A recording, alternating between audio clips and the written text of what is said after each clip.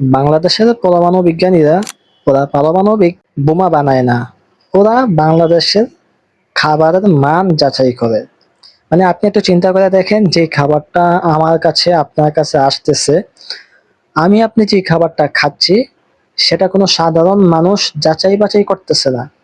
যে সকল বিজ্ঞানীরা ইউরোপ আমেরিকাতে পারমাণবিক বোমা বানায়, সেই বিজ্ঞানীরা বাংলাদেশের খাবারের মান যাচাই করে।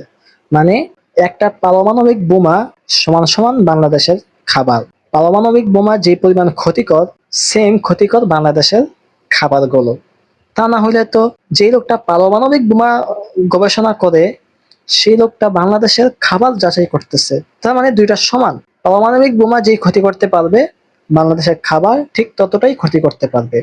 তো এই খাবার খাইয়া বাংলাদেশের মানুষ যে জীবিত আছে, এটা তো বাংলাদেশ কেন, গোটা পৃথিবীর জন্য একটি বড় সফলতা যে বাংলাদেশ এই দিক দিয়ে এগিয়ে। যে বাংলাদেশের উপর যদি কখনোই পারমাণবিক বোমা মারা হয়, তাহলে বাংলাদেশের মানুষের কিচ্ছুই হবে না। কারণ তারা এমন খাবার খাইতেছে যে খাবারটা পারমাণবিক বোমার মতো ক্ষতিকর। তো যারা প্রতিনিয়ত পারমাণবিক বোমার ক্ষতিকর খাবারগুলো খাইতেছে, তাহলে সেই মানুষের উপরে পারমাণবিক বোমা তো কখনোই কোনো আঁচড় ফেলতে পারবে না।